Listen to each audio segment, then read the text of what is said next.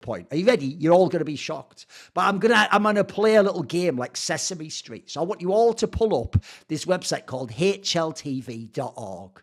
And what you're going to do is you're going to go, just follow my instructions. You're going to type in Eternal Fire. You're going to pull it up. It's a good point, Paladin. You're going to pull up Eternal Fire. In the tabs at the top, listen, we're not on Reddit now, so you're going to use tabs, dickhead. You're not going to just like, you know, when I used to love it when Reddit would post the stats and it would say all time, all matches, and 0 rating, and then they'd be, look at this guy. It's like, tell me again how I don't know Counter-Strike. So, okay, you ready? Tab, LAN, you ready? LAN, year 2024, ranking filter, top 20, and now you're going to click opening kills, and you're going to pick T-side. And now when I tell you this, don't say it, but your eyes should already know where I'm going here, right? First of all, I could have made my point ugly. Eternal Fire's not actually a good team. No, I'm going to make it good. This is what I want to celebrate.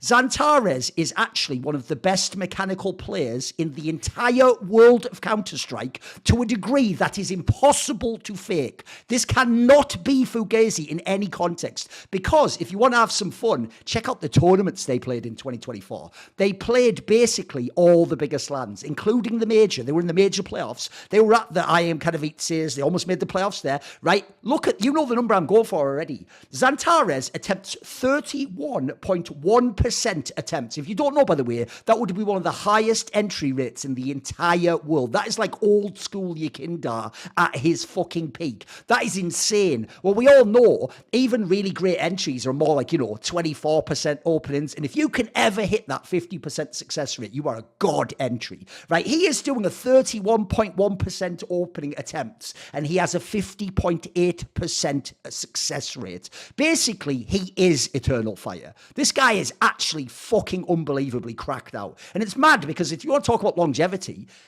the reason he's able to actually start turning this narrative around is he's been able to keep doing it for like 9 years. So like, yeah, even if he was a bit more sus earlier and a way more hit and miss on land before, he is a land monster now. Look, you can do that thing with Stown of like, yeah, but what happens in the playoffs? And what happens? Yeah, I'm with you, but here's the difference. What happens every second before the playoffs? I'll tell you what, this guy with an AK runs along and literally opens and wins you rounds. And if you don't win rounds after that, listen, it ain't the Xantares problem at that point. I want to just celebrate this guy. This is fucking insane. Also, by the way, spoiler, pull up a POV. The eye test's going to check out like a motherfucker. Like, this guy's doing like actual frag movie highlights every single T-half. Just check it out. See, there we go. He didn't see that coming. What do you think? Xantares, actually a fucking monster. I mean, I'm so glad that, he's finally getting his flowers, at least at the LAN stage. It was kind of insane to see him before in the Space Soldiers roster when you would have these like POVs that were uploaded and you didn't think that they were real. You would kind of just say that this player it might be cheating just straight up. He looks like he's just straight up cheating when you would watch his DMs that he would stream quite often. But I think there was like this huge stigma against him that he would never perform on LAN when he was on that big roster, and he was like, there was always that the stigma that he would always be this online player. But he shed that moniker pretty easily at this point. Ever since he's gone on to Eternal Fire, he's been able to carry multiple rosters that should not have worked. He got them to multiple majors that I think that they should not have qualified for.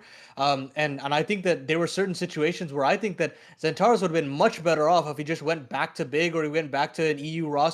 He could have done loads of work there, and he still wanted to stay loyal to the Turkish fans, I guess, and stayed with that roster. And I think he'd put in a lot of work. But yeah, I think that when I saw him at the major, it felt like he had this renewed sense of like, okay, I can, put the team on my back. Woxic still had a very okay tournament. Wicadia was there and provided enough. And I think that was a huge reason why they have been a little bit more consistent, not necessarily EPL, but just in general this year. But Xantares truly is the main driving force of it.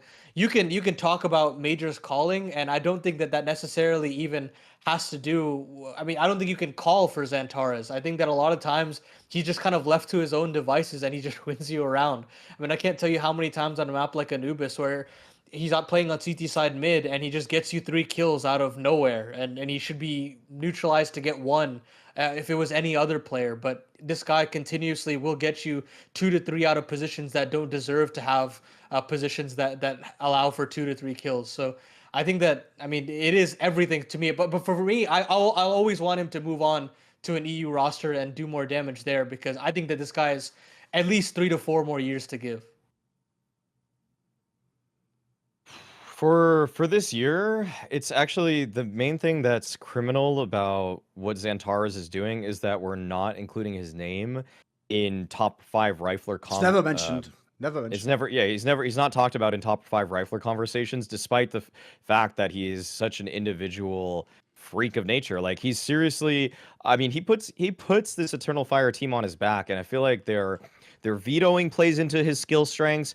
I feel like they even realize that they kind of have to just go with what he's good at. I feel like with right now, like off the top of my head, like my 3 best riflers this year are probably Donk, Frozen, and JL, just because he won the major MVP practically, but I probably wouldn't include him for everything else beyond that. So like, it's just kind of like a reward. He gets rewarded because he did well at that one event. But if it's like, if I think of just kind of stretch the longevity just a little bit, if I use a little bit of like bias here and there and just like flat out eye test it here and there, I would probably, I mean, Xantares it feels like for 4 years he's been like a top 5 in terms of flashiness riflers. In terms of like guy on screen to death time. Like if there was, I would love to see time to kill stats with anybody is on your screen in any sense whatsoever, and do you successfully complete the kill? I would be surprised if Xantares since 2020 is not in the top 5 of that, like against at least, top 30 opposition, because he was farming people when he was on Big, he's farming people when he's on Eternal Fire. And we just talked about, or I was just praising the fact that, throw Jacob on a lot of rosters, people would be pretty excited about him. Oh my God, if you put Xantares on so many tier 1 rosters, first of all, Eternal Fire dies. Like, they have no identity left at that point. They are literally just like dying to even qualify for a Katowice play-in, let alone getting top 8 at a major. If Xantares is on, like, give me like any top-rated team. Do you want a spicy one? Yeah, what?